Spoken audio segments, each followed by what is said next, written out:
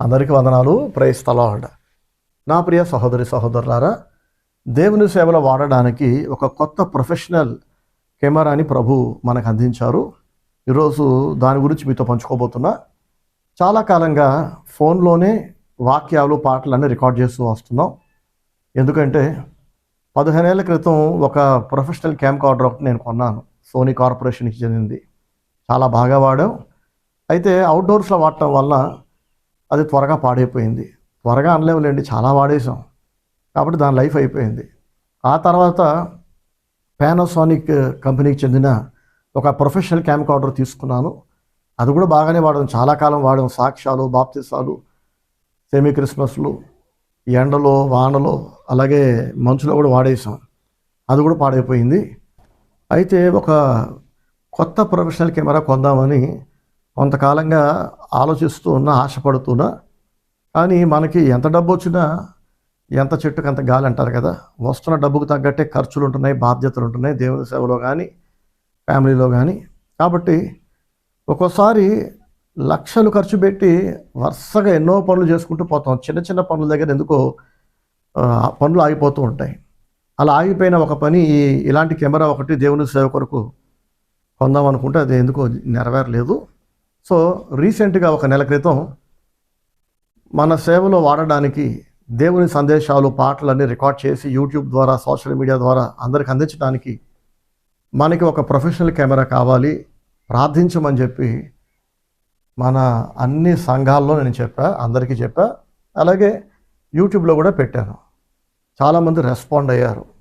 అయితే మన పరిచర్యలో చాలామంది సహోదరులు అన్న మొత్తం ₹1,00,000 మేము పెట్టలేకపోవచ్చు, కానీ ఎంతో కొంత 5,000 10,000 మా స్తోమతకు తగ్గట్టు ఎంతో కొంత స్పాన్సర్ చేస్తామని చాలామంది ముందుకొచ్చారు. అయితే ఈ టైంలో హిందూ కుటుంబం నుంచి యేసు ప్రభు నమ్ముకున్న ఒక ప్రియమైన కుటుంబం, వాళ్ళు గతంలో కూడా ఎన్నోసార్లు, లెక్క లేనన్ని సార్లు అంటే బాగుంటుంది, ముందు వెనక ఆలోచించకుండా, డబ్బు గురించి ఆలోచించకుండా దేవుని సేవలో ఎప్పుడు అవసరం అంటే అప్పుడు నాకు అండగా నిలబడ్డారు. లక్షలాది రూపాయలు తెచ్చి ఇచ్చారు దేవుని సేవ కొరకు. వాళ్ళు తెచ్చి ఇచ్చిన ఆ డబ్బుతో ఎన్నో విలువైన వస్తువులు దేవుని సేవలో నేను కొనటం జరిగింది. మరి ఎవరు వాళ్ళు అనేది వాళ్ళ వివరాలు చెప్పడం నాకు ఇష్టం లేదు. ఎందుకంటే రహస్యమందు చూస్తున్న దేవుడు వాళ్ళకిచ్చే ప్రతిఫలం నేను పోగొట్టిన వాడిని అవుతా. చాలామంది మనం చూస్తున్న చాలా చర్చెస్లో, అలాగే చాలా చోట్ల దాతలు అని చెప్పి ఫ్యాన్ స్పాన్సర్ చేసిన వాళ్ళ పేరు ఫ్యాన్ మీద, సౌండ్ బాక్స్ స్పాన్సర్ చేసిన వాళ్ళ పేరు సౌండ్ బాక్స్ పైన, ఇలా యాంప్లిఫైర్ల పైన, మైక్ల పైన రాస్తూ ఉంటారు. కానీ ఇది దేవుని వాక్యానికి వ్యతిరేకం. ఇచ్చిన వ్యక్తులు దేవుని మహిమ కొరకు, దేవుని సేవ జరగాలని, అందరూ వాక్యం విని రక్షించబడాలనే సదుద్దేశంతో, దేవుని మీద ప్రేమతో, నా మీద ప్రేమతో తెచ్చి ఇచ్చారు. కరెక్ట్గా ₹1,00,000 ఫోన్పే ద్వారా నా అకౌంట్కి ట్రాన్స్ఫర్ చేశారు. అందును బట్టి దేవుని స్తుతిస్తున్నా. ఆ కుటుంబానికి ప్రభు ప్రతిఫలం అనుగ్రహించునుగాక. ఆమేన్. ఎంతో ప్రేమతో మా పాస్టర్ గారు, ఈయన దైవజనుడు, ఈయన ప్రవక్త అని నమ్మి ఒక గిన్నెడు చలనీలు ఇస్తే ప్రవక్త ఫలం పొందుకుంటారని దేవుడు మనకు వాగ్దానం చేశారు కదా. కాబట్టి మరి ప్రవక్తని ఎంచి, దైవజనుడు మా సహకాపరని భావించి వాళ్ళ దగ్గర ఉండి కాదు, ఎక్కువైపోయి కాదు, ఎన్నో బాధ్యతల్లో, సమస్యల్లో ఉన్నప్పటికీ దేవుని సేవ కుంటుపడకూడదు. యూట్యూబ్ ద్వారా, సోషల్ మీడియా ద్వారా అన్నయ్య అందిస్తున్న ఈ సందేశాలు ఆగకూడదు, డిస్టర్బెన్స్ రాకూడదని చెప్పి ఎంతో ప్రేమతో ఈ ₹1,00,000 వాళ్ళు స్పాన్సర్ చేయడం జరిగింది. ₹1,00,000 వాళ్ళు స్పాన్సర్ చేసిన తర్వాత కూడా చాలామంది సహోదరులు వాళ్ళ ప్రేమతో కొంతమంది 5,000, కొంతమంది 10,000, 15,000 అలా తెస్తూ ఉన్నారు. వాళ్ళకి చెప్పా, ఆల్రెడీ మన కెమెరా కొనడానికి కావాల్సిన ₹1,00,000 వచ్చేసాయండి. ఒక ప్రియమైన కుటుంబం, మన పరిచర్యకు చెందిన ఒక కుటుంబం 1,00,000 మనకి ₹1,00,000 ఇచ్చేశారు. ఇంకా అవసరం లేదంటే కూడా కొంతమంది నన్ను బలవంత పెట్టారు. అన్నయ్య, ఈ కెమెరాలో పాటలు, ఆధ్యాత్మిక సందేశాలు మీరు రికార్డ్ చేసి అందిస్తారు. ఒక పరలోక సంబంధమైన ఆధ్యాత్మిక పని కొరకు మీరు ఈ డబ్బును వాడుతున్నారు. ఆశీర్వాదకరమైన ఈ పనిలో మా డబ్బు కూడా ఇన్వెస్ట్ చేయండి. ₹1,00,000 వాళ్ళు ఇస్తే ఇచ్చి ఉండొచ్చు గాక, అందులో ఒక 10,000 వాళ్ళ డబ్బు పక్కన పెట్టి వేరే పని కొరకు వాడండి దేవుని సేవలో, మా 10,000 అందులో జాయిన్ చేయండి అని చెప్పి అట్లా ఇచ్చిన వాళ్ళందరూ అలాగే. సో నేను 1 lakh వస్తే చాలనుకున్నా, అది ₹1,00,000 మించి ఎంత అనేది చెప్పడం నాకు ఇష్టం లేదు, కానీ అవసరానికి మించి ఇంకా ఎక్కువ వచ్చింది. ఈ కెమెరా మీకు చూపిస్తా వివరంగా. సోనీ కార్పొరేషన్ వాళ్ళకి చెందిన కెమెరా. లాస్ట్ ఇయర్ జూన్లో రిలీజ్ అయింది ఇంటర్నేషనల్గా. చాలా కాలంగా ఈ కెమెరా కోసం నేను ఎదురు చూస్తున్నా, ఎందుకంటే ఇప్పుడున్న లేటెస్ట్ టెక్నాలజీకి సరిపడా అన్ని అప్డేట్స్ ఇందులో ఇచ్చారు. యూట్యూబ్ కొరకు, ఫేస్బుక్ కొరకు, సోషల్ మీడియాలో వాడడం కొరకు, వ్లాగ్స్ కొరకు ముఖ్యంగా రిలీజ్ చేసిన కెమెరా ఇది. ఆన్ చేసి చూపిస్తానండి. సో ఇప్పుడు ఆన్ చేయగానే లెన్స్ బయటకు వచ్చినాయి కదా. ఇది కెమెరాతో పాటు, అంటే ఈ బాడీతో పాటు వచ్చిన బేసిక్ కిట్ లెన్స్ అనమాట. కేవలం 10,000 ఉంటుంది ఈ బేసిక్ కిట్ లెన్స్. ప్రస్తుతానికి పాటలు, ప్రసంగాలు రికార్డ్ చేయడానికి ఈ బేసిక్ కిట్ లెన్స్ కెమెరాతో పాటు వచ్చింది చూసారా, ఇవి సరిపోతాయి. కానీ భారీ ఎత్తున ఎప్పుడైనా మనం సభలు పెట్టుకున్నా, మీటింగ్లు పెట్టుకున్నా ఈ లెన్స్ సరిపోవు. మనకి ఇంకా ప్రొఫెషనల్ లెన్స్ కావాలి. సో అలాంటివి దాదాపు ఒక 4-5 రకాల లెన్స్ ఉంటాయి. అవసరాన్ని బట్టి ఒక లెన్స్ తీసేసి వేరొక లెన్స్ పెడతాం. అవి కూడా కావాలి. ప్రార్థన చేయండి. ఆసక్తి ఉన్న వాళ్ళు సహకరించండి, స్పాన్సర్ చేయండి. ఎంత అవుతుందంటే దాదాపు ఆ 4 రకాల లెన్స్కి ఇంచుమించు 1,20,000 అవుతుంది. అంటే కెమెరాకి 1 lakh అయితే లెన్స్కి మళ్ళీ మోర్ దాన్ 1 lakh అవుతుంది అనమాట. ఇంత ఖరీదైన కెమెరా ఎందుకు కొనాలనుకున్నానంటే, చూడండి చెమటలు ఎలా కారుతున్నాయి చూసారు కదా. ఉబ్బరింపు వాతావరణం, అటు ఎండ కాదు, ఇటు వర్షము కాదు, ఎటు కాని వాతావరణంలో ఏసీ ఆన్ చేస్తేనేమో నాకు ఊపిరి ఆడదు, చాలా ఇబ్బంది పడతా. కాబట్టి ఏసీ ఆన్ చేయను. ఏసీ ఆన్ చేయకపోతే చెమటలు కారుతుంటాయి. ఇలా ఎన్నో ఆటంకాల మధ్య ప్రతి ప్రసంగం రికార్డ్ చేసి, ప్రతి పాట రికార్డ్ చేసి, ఒక్కోసారి అంతా అయిన తర్వాత టెక్నికల్ ప్రాబ్లం వస్తుంటుంది, మళ్ళీ మొదటి నుంచి షూట్ చేయాలి. సో ఇది చెప్తే అర్థం కాదు, ఈ బాధలు పడ్డ వాళ్ళకే అర్థమవుతుంది, సోషల్ మీడియాలో వ్లాగ్స్ పెట్టే వాళ్ళకి అర్థమవుతుంది. కాబట్టి మంచి ప్రొఫెషనల్ కెమెరా కొనాలని ఆశపడ్డా. నా ఆశ దేవుడు తీర్చేశాడు. ఎన్నోసార్లు మనం ఆశపడతాం కానీ పొందలేకపోతాం కదా. చాలామంది అండి కోరుకుంటారు, ఆశపడతారు, ప్రార్థన చేస్తారు, ఉపవాసం ఉంటారు, ఎదురు చూస్తుంటారు, ఏళ్ళు గడిచిపోతూ ఉంటాయి. కానీ వాళ్ళు ఆశపడింది ఎప్పటికీ పొందుకోలేరు. కొంతమంది పొందుకుంటారు కానీ వాళ్ళకి తర్వాత సాటిస్ఫాక్షన్ ఉండదు. లేనప్పుడు లేదని ఏడుస్తారు, వస్తే బాగుండు అనుకుంటారు, వచ్చాక అప్పుడు కూడా ఏడిపే మిగులుతుంది. సంతోషం ఉండదు, నెమ్మది ఉండదు, సాటిస్ఫాక్షన్ ఉండదు. అసంతృప్తితో, సనుగుతూ, గునుగుతూ, ఏడుస్తూనే బతికేస్తుంటారు. దేవుని మహాకృపను బట్టి ప్రభువు నాతో ఉండటం వలన, ఆయన నా వెంట ఉన్నందుకు, ప్రతి కోరిక దేవుడు తన చిత్తానుసారంగా ఆయన పుట్టించిన కోరికలు అవటం వలన నేను కోరుకుంటున్నా, ఆశపడుతున్నా, ప్రభు వెంటనే పంపిస్తున్నాడు. దాదాపు లాస్ట్ 1 year నుండి అసాధారణం అనుకున్నవి, అసాధ్యం అనుకున్న పనులు, ఇక ఇది ఎప్పటికీ అవ్వదు అనుకున్న పనులు వెంటనే అయిపోతున్నాయి. చెప్పుకుంటూ పోతే పెద్ద లిస్ట్ అయిపోతుంది. మా లైఫ్లో కానీ, మినిస్ట్రీలో కానీ దేవుడు నా వెంట ఉండి, మన వెంట ఉండి, మన పరిచర్యలో ఉండి ఏం కోరుకోవాలో, ఏం పొందుకోవాలో, దేని మీద మనసు పెట్టుకోవాలో ఆయనే ప్రేరేపించి, ఆశపడేలాగా ఆయనే చేసి, ఆశపడ్డాక, ప్రార్థించాక ఆయనే పంపిస్తున్నాడు అన్ని.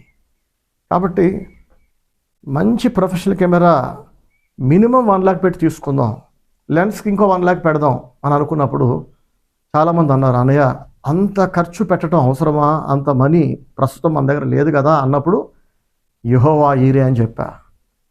దేవుడే పంపిస్తాడు, ఆయనే చూసుకుంటాడు.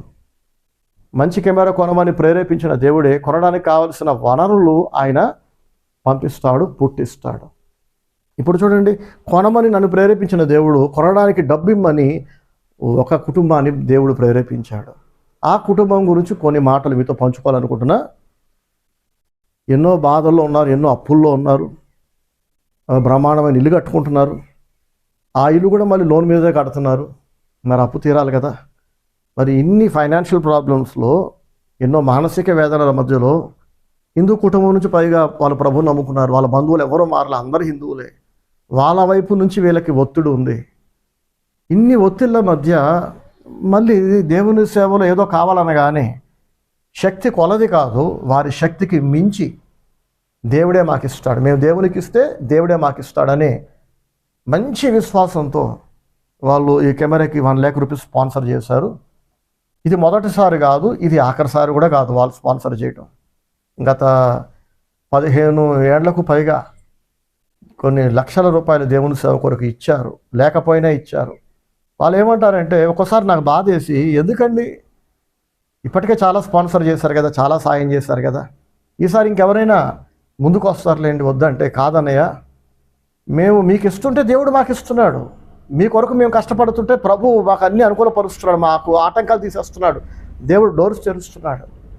ఈరోజు మేము ఇలా ఉన్నామంటే మీ ప్రార్థనలు, మీ సందేశాలు, ఈ సహవాసం, మీ కౌన్సిలింగ్, మీ గైడెన్స్, మీ గద్దింపు, మీరే కదా కారణం. మీకు ఎంత చేసినా తక్కువ అని చెప్పి చాలా ప్రేమగా, బలవంతంగా కాదు, ఒత్తిడితో కాదు, వాళ్ళ కళ్ళల్లో ఆ మనీ ఇస్తున్నప్పుడు, ఇప్పుడే కాదు గతంలో ఎన్నోసార్లు లక్షలాది రూపాయలు ఇచ్చినప్పుడు కూడా కళ్ళ నిండా ఆనందం, సంతోషం, మాటల్లో ఆనందం, కన్నీటితో, సంతోషంతో, ఆనంద బాష్పాలతో ఇవ్వటం నేను గమనించా.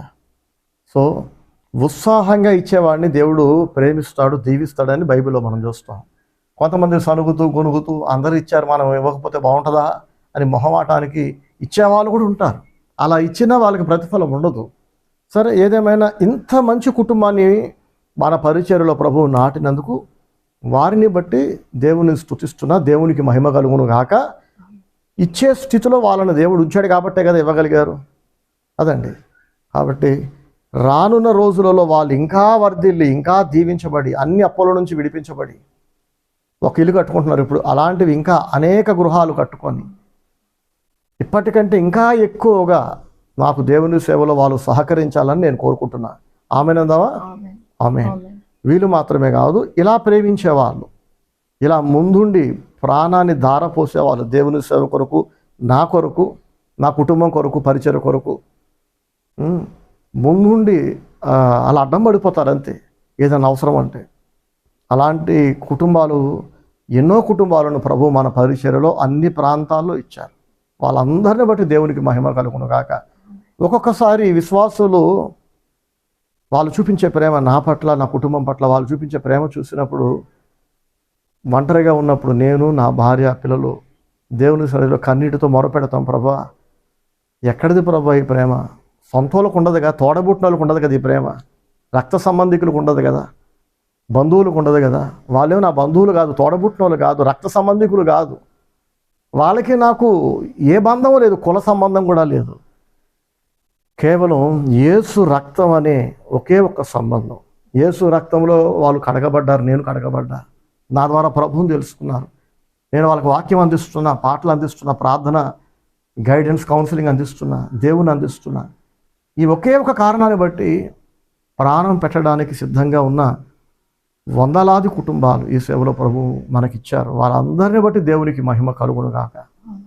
అయితే బాధాకరమైన విషయం ఏంటంటే, ఇదే పరిచర్యలో కొద్దిమంది, ఒకరిద్దరు లేదా ముగ్గురు నలుగురు ఉంటారు.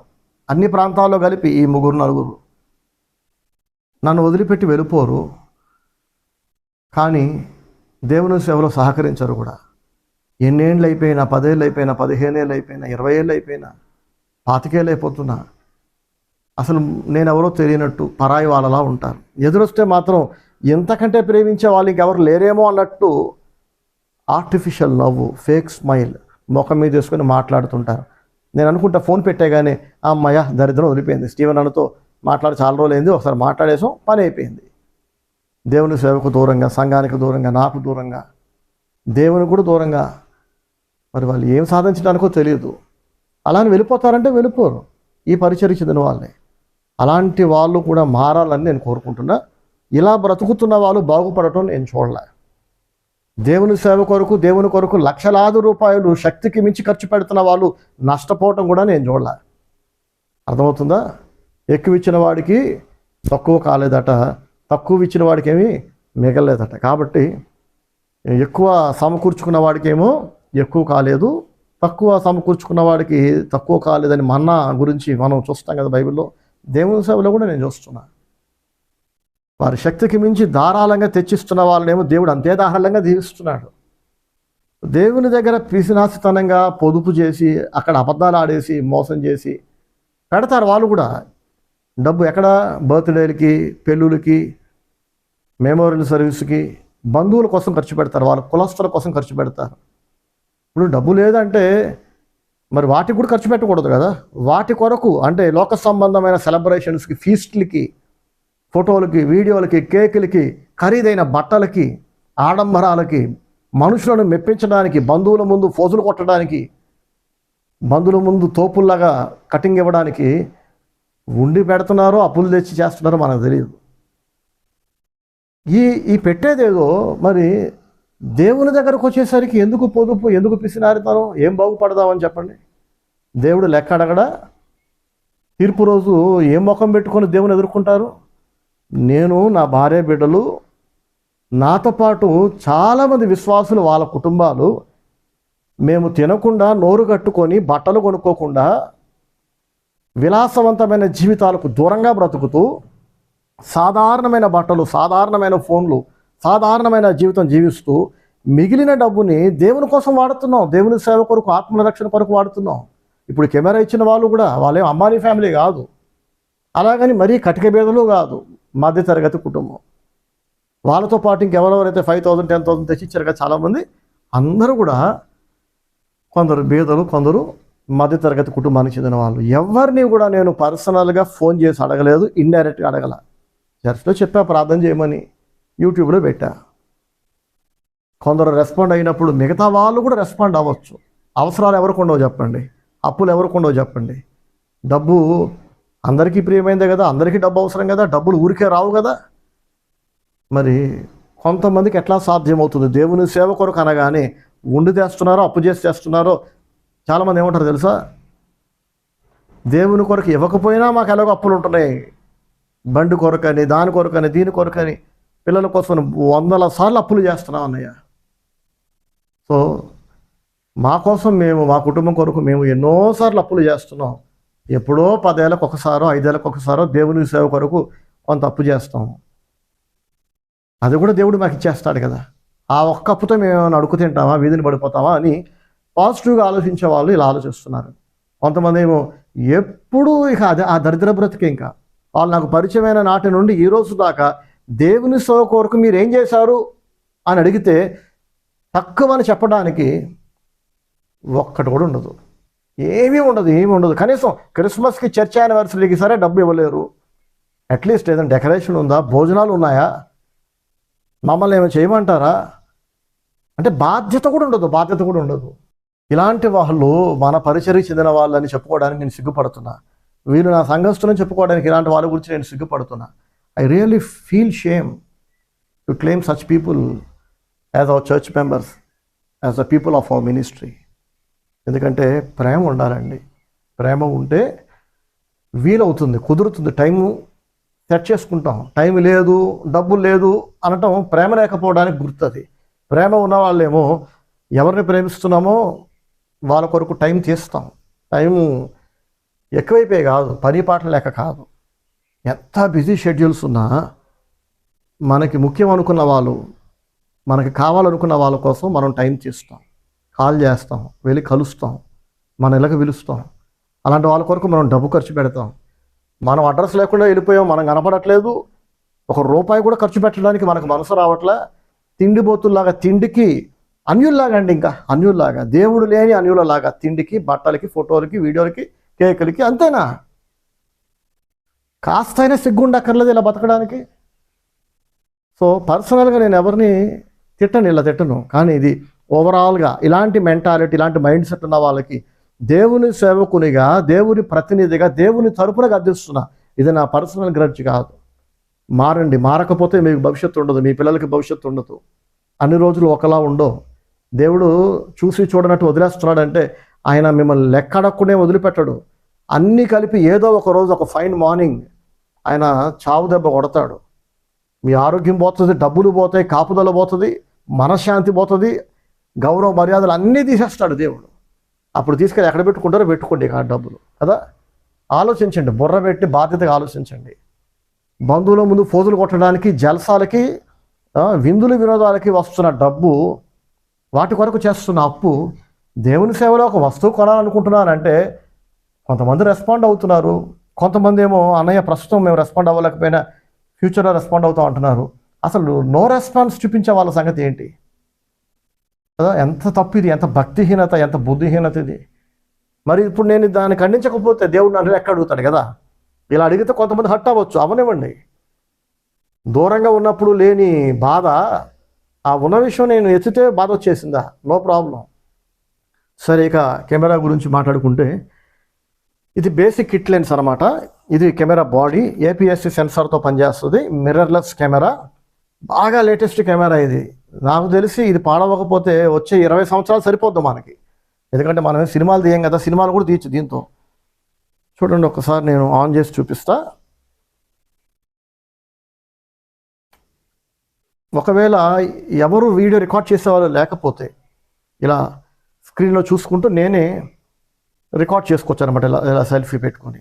సో అదొక ఆప్షన్ ఉంది మనకి. కెమెరా ఇలా రొటేట్ కూడా అవుతుంది, కెమెరా స్క్రీన్ కూడా. ఇంత మంచి ఖరీదైన కెమెరా కొనాలి దేవుని సేవ కొరకు, ఇక చాలు, మామూలు కెమెరాలు కొని ఫోన్లో రికార్డ్ చేసింది ఇక చాలు అని నేను అనుకున్నా. ప్రభువు నాకు ఆ ప్రేరేపణ ఇచ్చారు. వెంటనే దేవుడు చాలామందిని ప్రేరేపించి దీనికి కావలసిన డబ్బులు పంపించారు. ప్రభు వారిని దీవించునుగాక, ఆశీర్వదించునుగాక. ప్రస్తుతం మరి మీరు చూస్తున్న ఈ వీడియో, కెమెరా వీడియో ఫోన్లోనే రికార్డ్ చేస్తున్నాం. ఒక సాక్ష్యం కూడా మీతో పంచుకోవాలనుకుంటున్నా. అదైతే ఈ కెమెరా రికార్డ్ చేద్దాం. ఫోన్ తీసేసి కెమెరా అక్కడ స్టాండ్కి పెట్టి రికార్డ్ చేస్తాం. ఒక 10 నిమిషాల సాక్ష్యం. రీసెంట్గా ప్రాణాపాయం నుండి నా భార్యను నన్ను ప్రభు కాపాడారు, ఒక పెద్ద యాక్సిడెంట్ నుంచి. అది మీతో పంచుకోవాలనుకున్నా. ఇంకా ఆ తర్వాత కెమెరా అక్కడ పెట్టి అందులో రికార్డ్ చేసేటప్పుడు అది విందామండి. Praise the Lord. God bless you all. ఆమేన్. అందరికీ వందనాలు. Praise the Lord. ఇప్పుడు మీరు చూస్తున్న ఈ వీడియో, ఇక్కడ నుంచి చూస్తున్న వీడియో మన కొత్త ప్రొఫెషనల్ సోనీ కెమెరాలో చూస్తున్నారు. సో కొత్త కెమెరా కదండి, మొన్న సండే ఆరాధన జరుగుతుండగా మనకి అమెజాన్ కొరియర్లో దొరికింది. అదొక పెద్ద సముద్రం లాంటిది. చూడాలి, ఇంకా సెట్టింగ్స్ అన్నీ చూడాలి. ప్రస్తుతం ఖాళీ లేక బిజీగా ఉండి నేను చూడలేదు. నాకు తెలిసినంతలో సెట్టింగ్స్ అన్నీ పెట్టేసి ఫస్ట్ వీడియో రికార్డ్ చేసి మీకు అందిస్తున్నా. ప్రభు చిత్తం అయితే నెక్స్ట్ వీడియో నుండి లేదా ఒక 1 వీక్ తర్వాత నుండి బెస్ట్ సెట్టింగ్స్ తోటి వీడియో రికార్డ్ చేసి వాక్యమైన పాటలైనా అందించడానికి ప్రయత్నం చేస్తా. సరే, రీసెంట్గా జరిగిన ఒక గొప్ప మేలు, రక్షణ గురించి నేను మీతో పంచుకోవాలనుకుంటున్నా. అదేంటంటే, కొంచెం ఉంటే నా భార్య చనిపోయేది ఒక యాక్సిడెంట్లో. చనిపోయిందని నేను అనుకున్నా, అందరూ అనుకున్నారు. కానీ నన్ను దేవుడు కనికరించి, నా పిల్లల్ని, పరిచర్యకు చెందిన విశ్వాసులను అందరినీ కనికరించి ఆమె చనిపోకుండా దేవుడు కాపాడారు. మే నెల 21వ తారీఖున, అంతే కదా, 20వ తారీఖున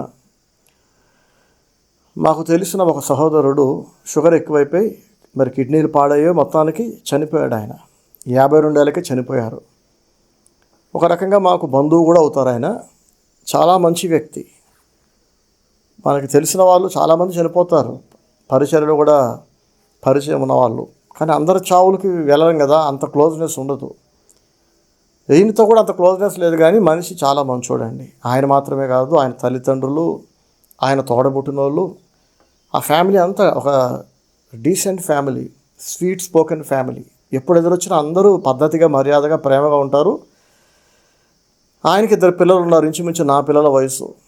అలాంటిది సడన్గా షుగర్ ఎక్కువైపోయి ఆయన చనిపోయిన వార్త విన్నప్పుడు చాలా బాధపడ్డా. ఆయన సమాధికి ఎలాగైనా అటెండ్ అవ్వాలి, సమాధి చేసేలోపు ఆఖరి చూపు చూడాలని నేను బయలుదేరి వెళ్దాం అనుకున్నా. దగ్గరే కదా, మొత్తం కలిపి 85 కిలోమీటర్స్ దూరంలో ఉంటుంది మా ఇంటి నుంచి. కారు ఎందుకని చెప్పి కారు లేకుండా బైక్ మీద, అది కూడా రీసెంట్గా కొన్న కొత్త బండి మీద నేను బయలుదేరి వెళ్తున్నా. నా భార్య ఏమందంటే, నా భార్య పిల్లలు కూడా, డాడీ అంత మంచి ఆయన అంటున్నావు కదా, చాలా ప్రేమగలవుడు, ఎంతో మర్యాదస్తుడు అంటున్నావు, అట్లాంటి వ్యక్తిని చూడడానికి నువ్వు ఒక్కడివే ఎందుకు వెళ్ళాలి, మమ్మీని తీసుకెళ్ళని పిల్లలు అన్నారు. నా భార్య కూడా, నేను కూడా వస్తాను హబ్బీ అని చెప్పి ఆమె బ్రతిమిలాడి వెంటబడి మరి వచ్చింది. వెళ్ళాము. ఆ కుటుంబీకులందరినీ పరామర్శించాము. వాళ్ళు కూడా ఆ కొడుకును పోగొట్టుకున్న బాధలో, తల్లిదండ్రులైనా అతని తోడబుట్టిన వాళ్ళైనా అన్నయ్యను పోగొట్టుకున్న బాధలో ఉండి కూడా ఆ టైంలో కూడా మమ్మల్ని ఎంతో ప్రేమగా పలకరించి ఆతిథ్యం ఇచ్చి ఎక్స్పెక్ట్ చేయలే. ఆ టైంలో మేము వెళ్ళి వాళ్ళకి ఏదైనా ఆతిథ్యం ఇవ్వాలి లేదా సాయం చేయాలి, కానీ వాళ్ళు తిరిగి మమ్మల్ని ఎంతో ప్రేమించారు. అంత మంచి కుటుంబం కాబట్టి మేము కూడా వెళ్ళాం. ఆ కుటుంబాన్ని ప్రభు ఆదరించును గాక. సో ఇక వాళ్ళ ప్రేమ, మంచితనం, మర్యాదల గురించి ఎంత చెప్పినా తక్కువ అండి. ఇంకా మమ్మల్ని వాళ్ళు ఎంతో ప్రేమగా రిసీవ్ చేసుకొని సెండ్ ఆఫ్ ఇచ్చి ఎంతో మర్యాదలు చేశారు. చాలా బాధ అనిపించింది. భోజనం చేసి వెళ్ళమని బ్రతిమిలాడారు, కానీ భోజనం చేయకుండా వచ్చేస్తున్నప్పుడు ఆన్ ది వే దాదాపు ఒక 15 కిలోమీటర్లు ప్రయాణం చేసిన తర్వాత అప్పటికే బాగా చీకటి అయిపోయింది. లేట్గా వెళ్ళాం మేము. సరిగ్గా 7 అయింది. రోడ్డు ఖాళీగానే ఉంది కదా, హైవే కదా, పల్లెటూర్ల మధ్య హైవే అనమాట. అదేం నేషనల్ హైవే కాదు, 6 లేన్ హైవే కాదు, ఒక డబల్ రోడ్ అనుకోండి. రోడ్డు ఖాళీ ఉంది. త్వరగా ఇంటికి వెళ్తే రెస్ట్ తీసుకోవచ్చు. ఎందుకంటే మే నెల అంతా థ్యాంక్స్ గివింగ్ ప్రేయర్సు, కొన్ని చోట్ల పెళ్ళిళ్ళు, కొన్ని చోట్ల గృహప్రవేశాలు, ఆడపిల్లలు మెచ్యూర్ అవటం, కొన్ని చోట్ల బర్త్డే ఫంక్షన్స్, హాలిడేస్ కదా. అందరూ మే నెల ఏప్రిల్ మే వచ్చిందంటే చాలు, నాకు ఇక ఖాళీ ఉండదు. మళ్ళీ సంక్రాంతి, దసరా హాలిడేస్ కూడా అంతే. హాలిడేస్లో అందరూ ప్రేయర్స్ పెట్టుకుంటూ ఉంటారు. అలా వరుస పెట్టి సెలబ్రేషన్స్ మన మినిస్ట్రీలో అటెండ్ అయ్యి అలసిపోయి ఉన్నాం, నేను నా భార్య. ఇద్దరికి రెస్ట్ లేదు, నిద్ర లేదు. దానికి తోడు ఒక మంచి వ్యక్తి చనిపోయాడనే బాధ. చాలామంది పోరంబోక ఎదవలు ఆరోగ్యంగా బతుకుండటం మనం చూస్తుంటాం. వాళ్ళ వల్ల ఎవరికి ఉపయోగం ఉండదు, దేవునికి మహిమ ఉండదు, ఆ కుటుంబానికి ప్రయోజనం ఉండదు, సమాజానికి మేలు ఉండదు. అలాంటి వాళ్ళు బతికే ఉంటున్నారు. ఇంత మంచి వ్యక్తి చనిపోయాడని బాధపడ్డాం. ఇక ఆ బాధలో రిటర్న్ వస్తుంటే చిమ్మ చీకట్లో ఎక్కడి నుంచి వచ్చిందో ఒక మాయదారి గేదె సడన్గా అడ్డం వచ్చింది. చాలా వేగంతో ఉన్నా, దాదాపు 100 కిలోమీటర్ల స్పీడ్లో ఉన్నా. నా భార్య ఇలాగే చీర కట్టుకొని సైడ్కి తిరిగి కూర్చొని ఉంది. దగ్గరకు వచ్చాక చూసా, ఇక తప్పించుకునే అవకాశం కూడా లేదు. చీకట్లో కలిసిపోయింది ఆ నల్లటి గేదె అడ్డం వచ్చింది. బ్రేక్ కొట్టాలన్నా భయం వేసింది, కానీ కొట్టక తప్పదు. కొట్టకుండా నేరుగా గేదెను గుద్దితే ఇద్దరం ఎగిరి కింద పడి తాలకాయ, నడుము, కాలు, చేతులు విరిగి చచ్చిపోతాం. కాబట్టి నాకు కూడా తెలియకుండానే స్ప్లిట్ సెకండ్లో మొత్తం 2 బ్రేకులు పూర్తి కొట్టేశా. ఇలాంటి పరిస్థితులు వస్తాయని ఎక్కువగా మరి రోడ్ ట్రావెలింగ్ ఉంటుంది కాబట్టి, బైక్ మీద ఎక్కువ ఒంటరిగా వెళ్ళాల్సి వస్తుంది కాబట్టి, దాదాపు 1 సంవత్సరాల క్రితం ఒక ఖరీదైన హెవీ బండి తీసుకున్నా. ఎందుకు తీసుకున్నా అంటే మంచి లైటింగ్, అలాగే మంచి break system, dual channel ABS ఉన్న బండి. రాయల్ ఎన్ఫీల్డ్ కంటే కూడా ఈ బండికి ఉన్న లైట్ కానీ బ్రేకులు కానీ కింగ్ అనమాట. ఇది అంత మంచి బండి తీసుకున్నా. తెలియని వాళ్ళు అంటుంటారు, ఎందుకంటే ఆల్రెడీ బండ్లు ఉన్నాయి కదా, మళ్ళీ ఎందుకు ఖర్చు పెడుతుంటారని. ఇలాంటి పరిస్థితులు వస్తాయనే ముందు జాగ్రత్తతో తీసుకున్నా ఆ బండి. కాబట్టి కింద పడకుండా, స్కిడ్ అవ్వకుండా, డ్యూయల్ ఛానల్ ABS ఉంది కదా, హెవీ బండి, బాగా బరువైన బండి. బ్రేకులు కొడితే బండి గేదె దగ్గరికి వెళ్ళి దాన్ని కొద్దుకుండా అక్కడ ఆగింది. ఆగటం ఆగిపోయింది, కానీ సైడ్కి తిరిగి కూర్చుంది నా భార్య. డ్రెస్ వేసుకొని అటు ఇటు కాలు వేసుకొని కూర్చొని ఉండుంటే బహుశా నా మీద పడేదేమో. కానీ ఆమె సైడ్కి కూర్చొని ఉంది కదా, ఆమె బ్యాలెన్స్ అవుటే జారి కింద పడి 4-5 రౌండ్లు దొల్లుకుంటూ వెళ్ళిపోయింది. ఇలా ఫ్లాట్గా పూర్తిగా అమాంతం నేల మీద పడిపోయి 4-5 రౌండ్లు దొల్లుకుంటూ వెళ్ళిపోయింది. ఆగి ఉన్న బండి మీద నుంచి పడ్డా కానీ ఆ ఫోర్స్ కంటిన్యూ అయింది బ్రేక్ కొట్టినప్పుడు. షాక్లో ఉండిపోయి ఏంటి ఇలా పడిపోయిందామా, పడిపోయి అలా దొరుకుంటే ఒక 4-5 రౌండ్లు దొరుకుంటే అంత దూరం ఆగింది. ఆగిన చోట బోర్లా పడిపోయి ఉంది, కదలట్లేదు, చనిపోయింది అనుకున్నా. ఆమె పడేటప్పుడు బండి బరువు, హెవీ బండి కదా, నా కాళ్ళ మీద పడిపోయింది. సరే కింద వదిలేసి బండి పరిగెత్తుకుంటూ దగ్గరికి వెళ్ళి ఆ చీకట్లో ఊలుకోలేదు, పలుకోలేదు, సోయి లేకుండా అలా పడిపోయి ఉంది. హనీ అని నేను కదుపుతున్నా, ఆమె బోర్లా పడిపోయి ఉంది. ఎలాంటి రెస్పాన్స్ లేదు. చనిపోయిందేమో, బ్రెయిన్ డెడ్ అయిందేమో అనుకున్నాను. నేను కంగారు పడిపోయా. ఏంటి ప్రభా, నా లైఫ్, నా ఫ్యామిలీ ఇలా ఎండ్ అయిపోయింది ఏంటి? ఆమె లేకపోతే నేను లేను. మీరు చూస్తున్న పాటలు, సందేశాలు, రెడీగా ప్రేయర్ టైంకి వచ్చి వాక్యం చెప్తా కదా, ఎక్కడికైనా నన్ను మీరు చూస్తారు, నా వాక్యం వింటారు, నా మీద అభిమానం పెంచుకుంటారు.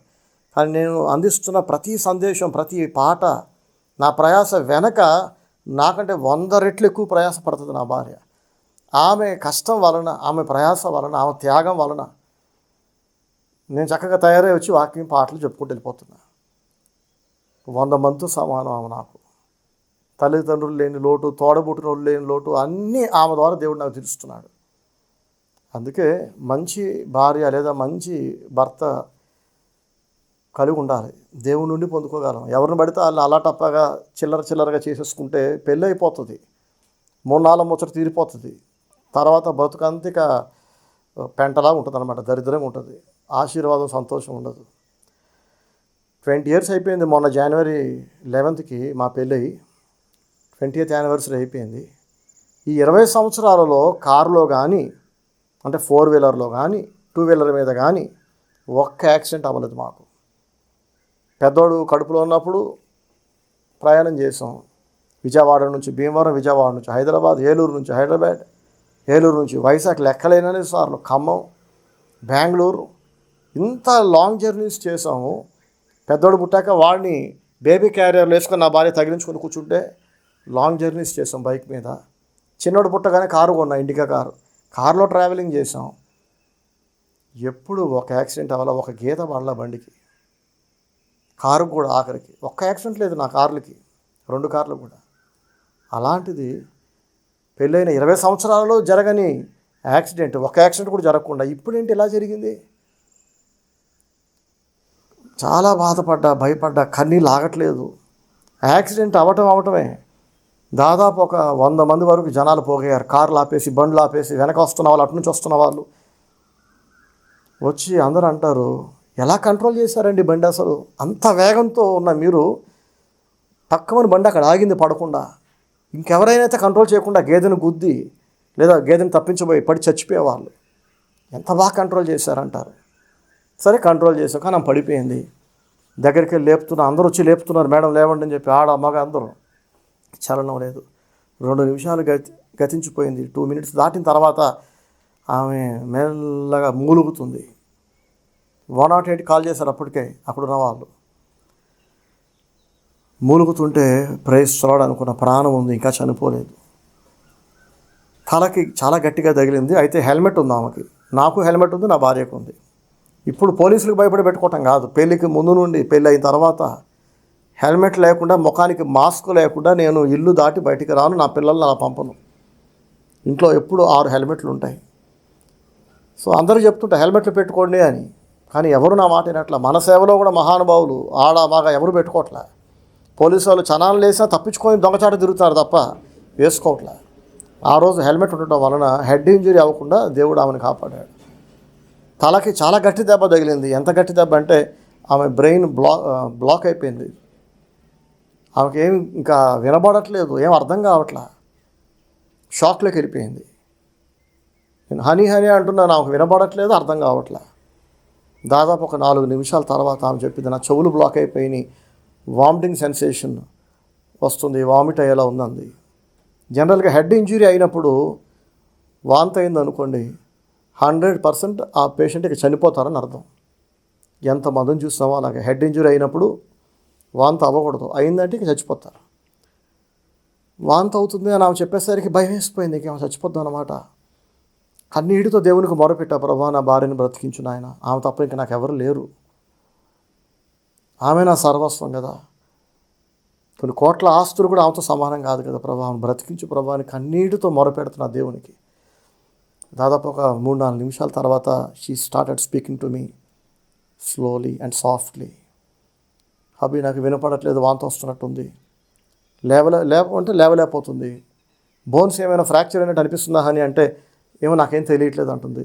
లేపుతుంటే కాళ్ళు స్పందించట్లా, నడుము స్పందించట్లా, ఒళ్ళంతా దెబ్బలు తగిలేసినాయి బాగా. అంత హైట్లో నుంచి బండి మీద నుంచి పడింది కదండి, పడి దొర్లింది కదా. హెల్మెట్ చూస్తే 5 చోట్ల హెల్మెట్ వెనక నుంచి ముందు దాకా 4-5 చోట్ల గట్టి డెంట్స్ అనమాట, గట్టి దెబ్బలు తగిలినాయి హెల్మెట్కి. ఆ దెబ్బ కనుక నేరుగా తలకి తగులు ఉంటే కనుక ఆమె చచ్చిపోయేది. దేవుడు నన్ను కనికరించి, నా పిల్లల్ని కనికరించి, నా భార్యను కాపాడాడు. అయితే 4 నిమిషాల తర్వాత ఆమెను లేపి, అక్కడ ఉన్న వాళ్ళ సహాయంతో లేపి, అక్కడ బయట చర్చ్ ఉంది పక్కనే, ఎవరిదో చర్చ్, ఆ చర్చ్ బయట సిమెంట్ బల్ల ఉంది, ఆ బల్ల మీద పడుకోబెట్టా. పావుగంట తర్వాత మెల్లగా లెగిసి కూర్చొని మాట్లాడటం స్టార్ట్ చేసింది. ఇంకొక పావుగంట తర్వాత అంబులెన్స్ వద్దు, ఈ బండి మీదే బయలుదేరి వెళ్దాం ఇంటికి, ఇంకా ఒక 70 కిలోమీటర్లు ట్రావెల్ చేయాలి, వద్దు అని నేను అంబులెన్స్ను పిలిచాను, వచ్చేస్తుందంటే వద్దు, క్యాన్సిల్ చేసేయండి అని చెప్పి మొండిగా లేచి కూర్చొని కాళ్ళు చేతులకి రక్తం గారిపోతుంది. ఆమె కుడి మోకాలులోకి ఇంత పెద్ద రాయి, అంగుళం రాయి ఒకటి దిగిపోయింది, చిన్న చిన్న రాళ్ళు దిగిపోయినాయి. పెద్ద ఇంజురీ ఎక్కడైందంటే రైట్ మోకాలుకి అయింది. ఇప్పటికీ గాయం పచ్చిగానే ఉంది, చాలా వరకు తగ్గింది. ఇంటికి వచ్చాం, 12:30 కావస్తుంది.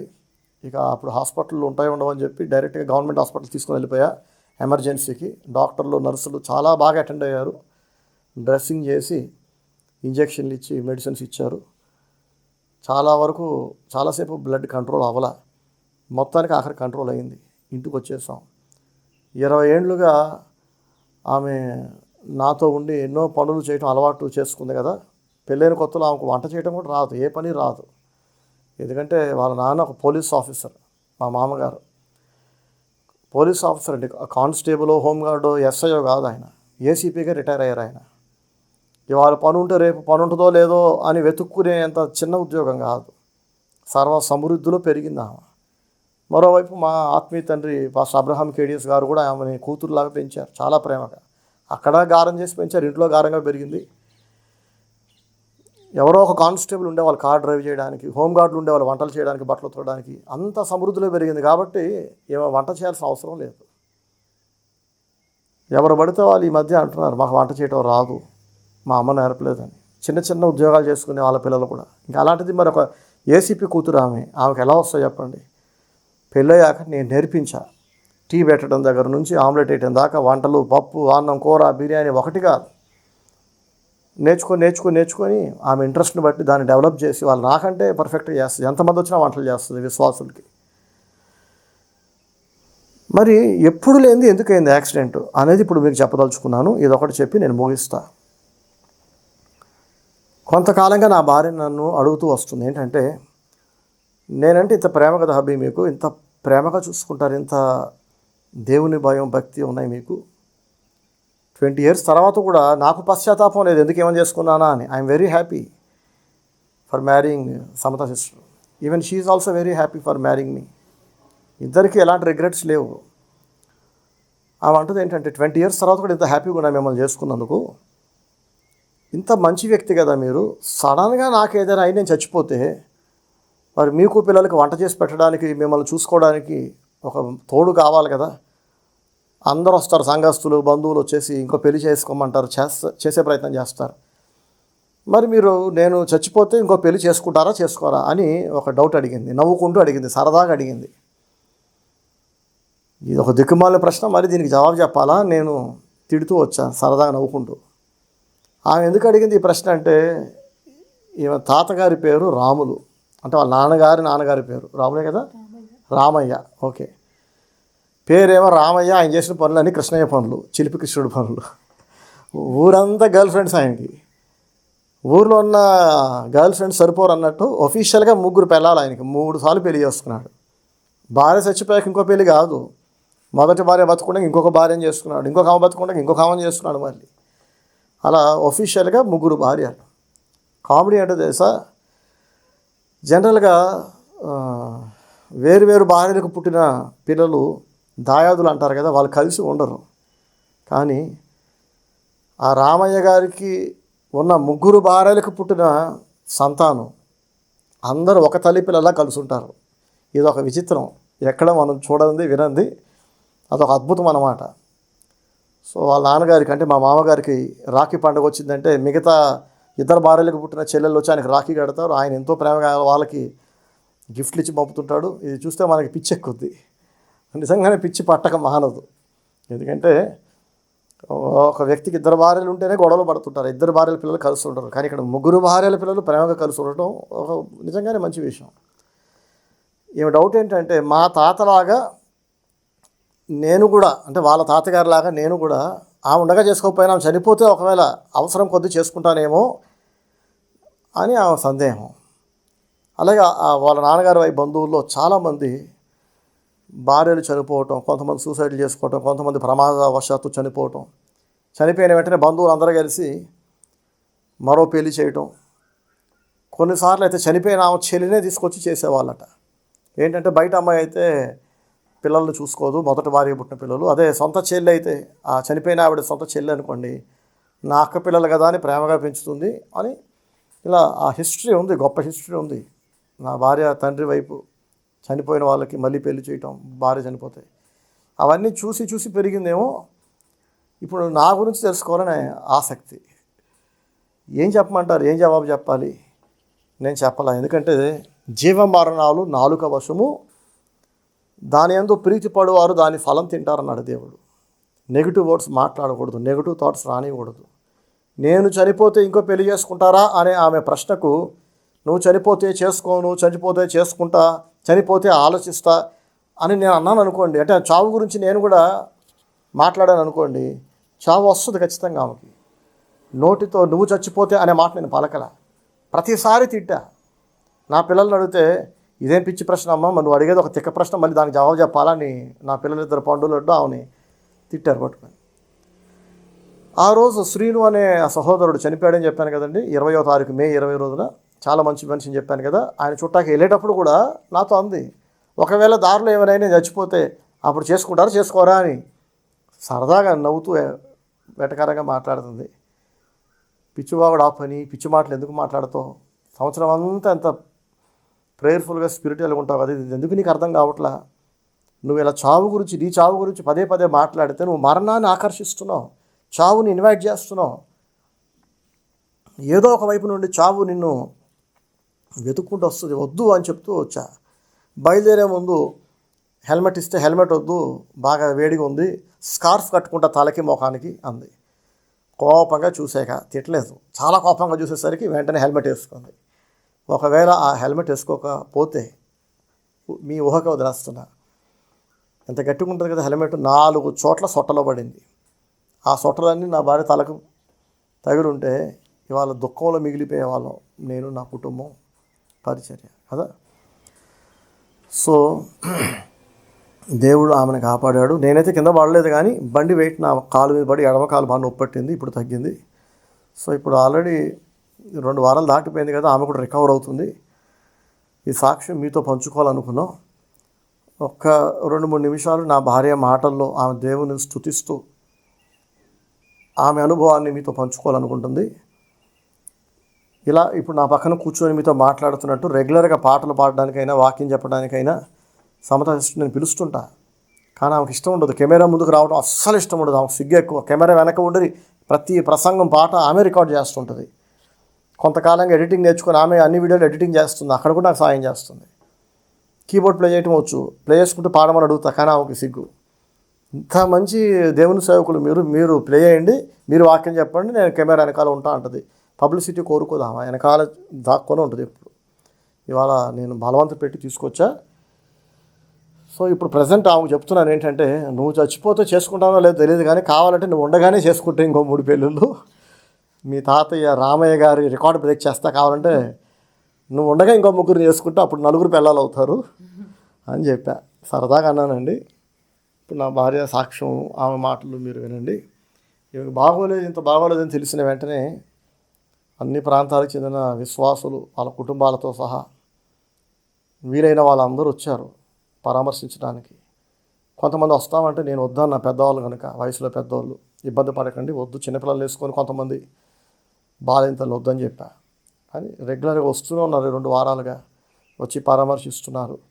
వచ్చిన వాళ్ళందరికీ నేను, నా భార్య, నా పిల్లలు రుచికరమైన వంటలు, వెజిటేరియన్స్ అయితే వెజ్లోని బెస్ట్ ఫుడ్, నాన్ వెజ్ తినే వాళ్ళైతే నాన్ వెజిటేరియన్లో బెస్ట్ ఫుడ్ వండి పెట్టాం.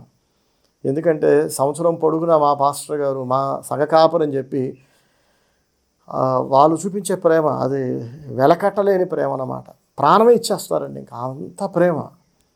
సో లేక వాళ్ళు నా ఇంటికి వస్తున్నప్పుడు వాళ్ళని వట్టి చేతులతో పంపకూడదని చెప్పి కడుపు నిండా మంచి భోజనం పెట్టి, కొంతమందికి అయితే రిటర్న్ మళ్ళీ భోజనాలు ప్యాక్ చేసి మరీ పంపా.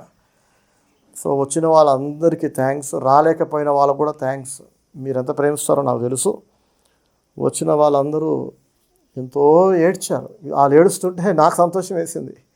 నన్ను ప్రేమిస్తారని నాకు తెలుసు, నా భార్యను కూడా ఇంత ప్రేమిస్తుంటే నాకు సంతోషం వేసింది. వాళ్ళు ఏడవటం, కుమిలి ఏడేశారు కొంతమంది అయితే. తిరిగి వాళ్ళని నేను సిస్టర్ ఓదార్చాల్సి వచ్చింది. ఇంత మంచి విశ్వాసులను ప్రతి ఊర్లో నాకు ఇచ్చిన దేవుణ్ణి నేను స్తుతిస్తున్నా. దేవా నీకు వందనాలు.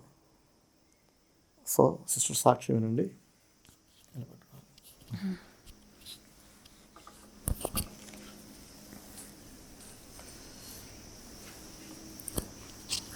దేవుని నామానికి స్తోత్రం. మీ అందరికీ నా వందనాలు.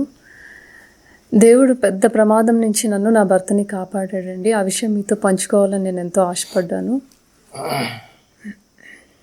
ఆ రోజు నేను ఒక బుద్ధిహీనమైన మాట నా భర్తతో మాట్లాడాను. అది మాట్లాడుకుని ఉండాల్సింది. ఆ రోజు కాదు, ఆల్మోస్ట్ 1 వీక్ నుంచి అడుగుతుంది ఆ రోజు నన్ను. ఆ రోజు కూడా అడిగింది.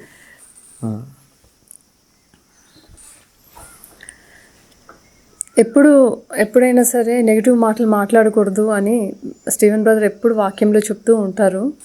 తెలుసు ఆ విషయము. బైబిల్ చదువుతున్నప్పుడు కూడా దేవుడు వాక్యంలో రాయించాడు కదండి, ఆ విషయం తెలుసు. అయినా కూడా ఏమవుతుందిలే సరదాకి చిన్నదేలే అని లైట్గా తీసుకొని నేను పలకకూడని మాటలు పలికాను. ఒకవేళ నేను చనిపోతే మీరు ఇంకో మ్యారేజ్ చేసుకుంటారా అని అడిగాను. తప్పు అని అలా అడగొద్దు. అసలు నువ్వు అడిగిన దానికి నేను జవాబు కూడా ఇవ్వను. ఎందుకంటే నువ్వు అడిగే క్వశ్చనే కరెక్ట్ కాదు. నువ్వు నెగిటివ్గా మాట్లాడితే, ఇలాంటి మాటలు మాట్లాడితే నువ్వు చావుని ఆకర్షించినట్టు అవుతుంది. నువ్వు అలా అడగొద్దు. నేను చనిపోతే అనే మాట ఎప్పుడు నీ నోట్లో రానివద్దు అని అన్నారు. అయితే సరదాగా అడుగుతున్నాను, ఒకసారి చెప్పండి అంటే బ్రదర్ చెప్పలేదు, సీరియస్ అయ్యారు. మా పిల్లలిద్దరు కూడా సీరియస్ అయ్యారు. తప్పు మమ్మీ, అలా అడగొద్దు అని. ఆ రోజు బయలుదేరి వెళ్ళాము. రిటర్న్ వస్తున్నప్పుడు గేదె అడ్డం వచ్చింది. అయితే తెలివిగా నా భర్త హ్యాండిల్ చేశారు బైక్ని. కాబట్టి మేమిద్దరం, లేకపోతే ఇద్దరం స్పాట్లో చనిపోయేవాళ్ళం. అయితే నేను ఒక్కదాన్ని జారి కింద పడి ప్రమాదం జరిగింది. అయితే నాకు యాక్సిడెంట్ అయిందని అర్థమయ్యేసరికి నాకు వామిటింగ్ సెన్సేషన్ వస్తుంది. బాగా వామిటింగ్ సెన్సేషన్ వస్తుంది. నాకు చెవులు అసలు ఏం వినబడట్లేదు. నాకు ఇంకా సరిగ్గా కనబడట్లేదు అనమాట. అయితే లైట్గా నా భర్తకి కనబడుతుంటే చెప్తున్నాను, నాకు వామిటింగ్ సెన్సేషన్ వస్తుంది హబ్బీ, నాకు చెవులు వినబడట్లేదు, నాకు సరిగ్గా కనబడట్లేదు అని చెప్తే బాధపడొద్దు అని అంటున్నారు. అయితే ఇంకా నా భర్త బాగా ఏడుస్తున్నారు అనమాట. నాకు అలా అయ్యింది అనేసరికి ఇంకా నాకు చాలా బాధేసింది. నాకు అర్థమవుతుంది వామిటింగ్ సెన్సేషన్ ఇవన్నీ వచ్చేసరికి నాకు ఏదో అబ్నార్మల్గానే ఉంది, చనిపోతానేమో అనిపించి ఇంకా ప్రేయర్ చేసుకున్నాను. ప్రభువా నన్ను క్షమించు, నేను చేసిన తప్పుకి ఈరోజు నా భర్తకి ఇంత కష్టం తీసుకొచ్చి పెట్టాను. నాకేమైనా అయితే నా భర్త తట్టుకోలేరు, నా పిల్లలు దిక్కులేని వాళ్ళు అయిపోతారు. నా కుటుంబానికి నువ్వు ఇంత కష్టాన్ని రానివ్వద్దు ప్రభువా, నన్ను క్షమించు, నేను ఇంకెప్పుడు అలా మాట్లాడను, దయచేసి నన్ను క్షమించి నన్ను మళ్ళీ బ్రతికించిన ఆయన, నన్ను స్వస్థపరచు అని నా మనసులోనే ప్రేయర్ చేసుకున్నాను. ఆ క్షణంలో ప్రేయర్ చేసుకున్న తర్వాత క్షణాల్లో వామిటింగ్ సెన్సేషన్ కంట్రోల్ అయిపోయింది. మళ్ళీ నేను మెల్లగా చెవులు వినబడడం స్టార్ట్ అయింది. చూపు కూడా నార్మల్గా అవుతుందన్నమాట. నాకు ఇంకా అర్థమైంది, ప్రైజ్ ద లార్డ్, నాకు అర్థమైంది దేవుడు నన్ను స్వస్థపరుస్తున్నాడు అని నాకు అర్థమైంది. నేను క్షమాపణ అడిగిన వెంటనే దేవుడు నన్ను స్వస్థపరిచాడు. ఆ క్షణమందే నాకు స్వస్థత కలగటం మొదలయ్యింది.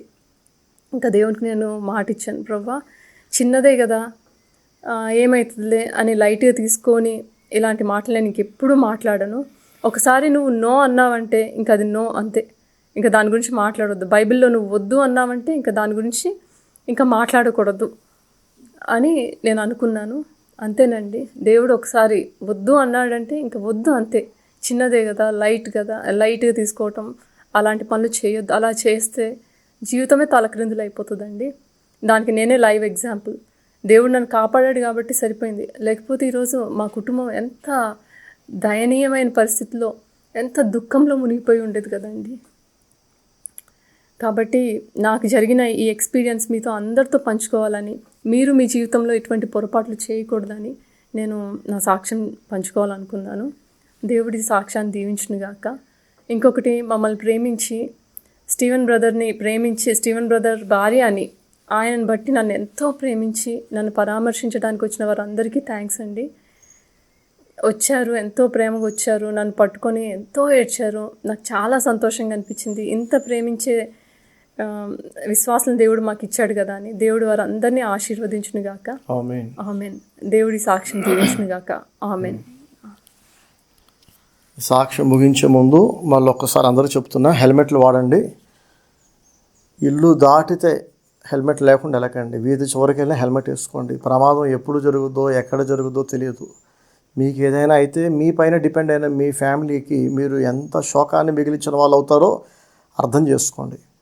సో మీ అందరికీ చెప్పినట్టే నేను హెల్మెట్ పెట్టుకున్నా, నా భార్యకి హెల్మెట్ పెట్టా కాబట్టి ఆ ప్రాణాలతో బ్రతికింది. ఒక్కసారి రోడ్డు ఎక్కామంటే ఇంటికి వస్తామో లేదో గ్యారంటీ లేని రోజుల్లో ఉన్నాం. పూర్వంబోకి ఎదవలు ఎక్కువ అయిపోయారు. బాధ్యత లేని వాళ్ళు, చదువుకున్న వాళ్ళు, చదువు లేని వాళ్ళు, చిన్న పెద్ద అందరూ బండి ట్యాంక్ మీద ఫోన్ పెట్టుకొని చూసుకుంటూ వెళ్తున్నారు. ఇంట్లో ఉన్నంతసేపు చూసింది చాలదు అన్నట్టు బండ్ల మీద కూడా ఫోన్ మాట్లాడుకుంటూ వెళ్తున్నారు. రీల్స్ చూసుకుంటూ ఇన్స్టాగ్రామ్ లేదా యూట్యూబ్ చూసుకుంటూ వెళ్తున్నారు.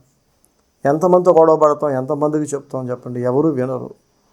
కాబట్టి మన సేఫ్టీ మనమే చూసుకోవాలి. కారులో వెళ్తే సీట్ బెల్ట్ పెట్టుకోండి, హెల్మెట్లు వేసుకోండి. అలాగే మామూలుగా ఆమె ప్లేస్లో మరొక మహిళ ఉంటే అంత వేగంతో జారి పడుంటే నడుము విరిగేది, పెద్ద పెద్ద ఫ్రాక్చర్స్ అయ్యాయి.